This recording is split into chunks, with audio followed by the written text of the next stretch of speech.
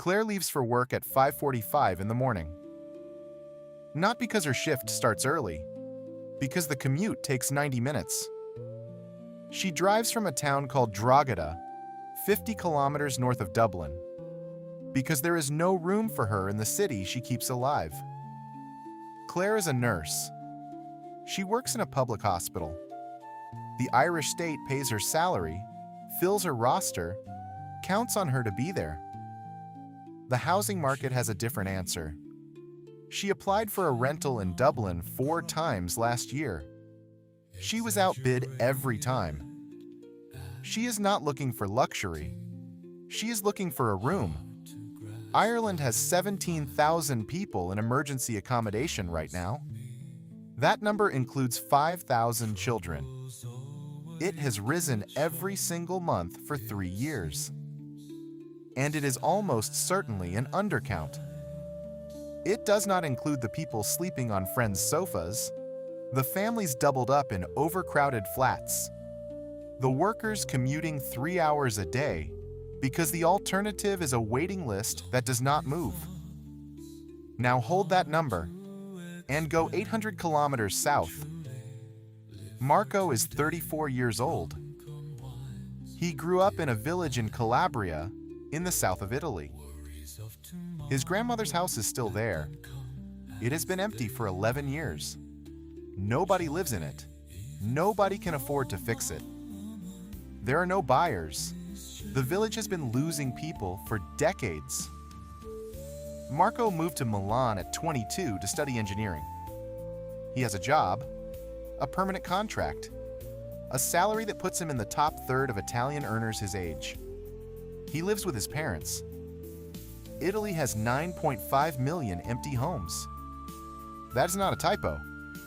9.5 million vacant or unused dwellings. 27% of the entire housing stock, the highest rate in Europe. 1 in 4 homes in Italy is standing empty. And in Milan, where Marco works, a single room costs 630 euros a month. A studio is beyond reach on most entry-level salaries. The city that needs him cannot house him. The village that could house him has nothing left for him to do. This is the same crisis. It just looks different depending on where you stand. Today we are going to look at 2 countries that have nothing obvious in common. One is building too little. One is leaving millions of homes empty. Both have run out of answers.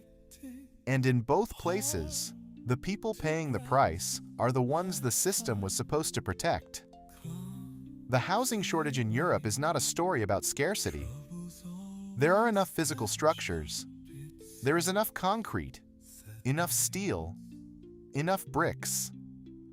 The shortage is a story about misalignment between where the homes are and where the people need to be, between who owns the housing stock and who needs to use it, between the logic of property as investment and the logic of housing as shelter. In Ireland, the collapse is structural. The country is building roughly 22,000 homes a year. Its own central bank says it needs 52,000. The gap is not a rounding error. It is a policy choice. Decades of underinvestment in social housing.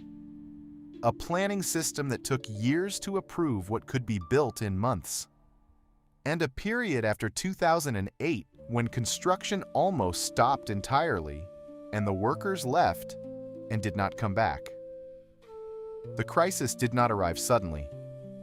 It was assembled piece by piece over 30 years of decisions that prioritized the market over the supply. The result is a country where full-time employment is no longer a guarantee of stable housing. Claire earns above the median Irish wage. She cannot afford to live where she works. That used to be a sentence associated with precarious, informal economies. It now describes a public health nurse in one of the wealthiest countries in Europe. Italy's paradox runs in the other direction. The problem is not that there are no homes. It is that the homes are in the wrong places, in the wrong condition, in the wrong hands. More than 75% of Italians own their homes, one of the highest rates in Europe. The housing stock is enormous. It is also frozen. Properties inherited across generations sit vacant because renovation costs are prohibitive and the villages they stand in offer no economic future.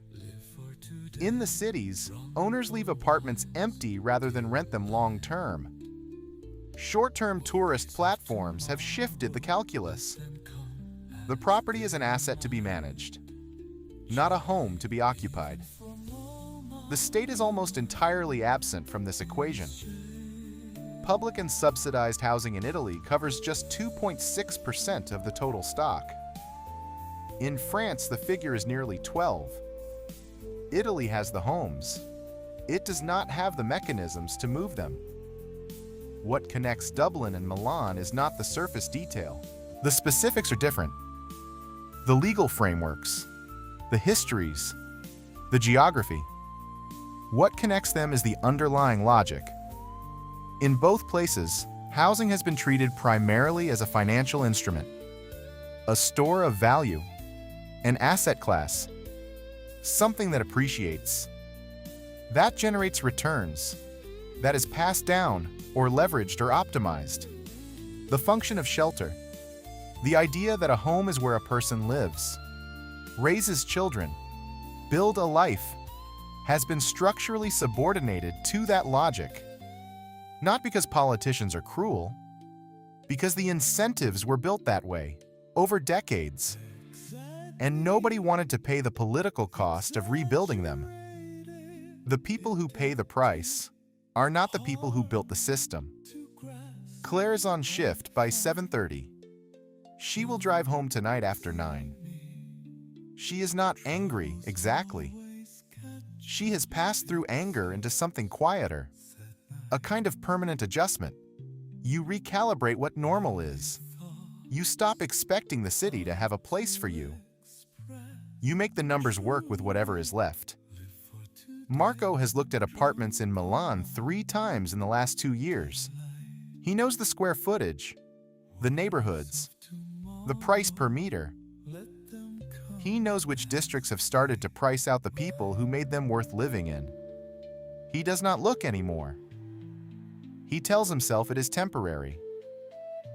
He has been telling himself that for 4 years. There are 9.5 million empty homes in Italy. There are 17,000 people in emergency accommodation in Ireland. Somewhere between those two numbers is the shape of a system that is working exactly as it was designed. Just not for the people who live inside it.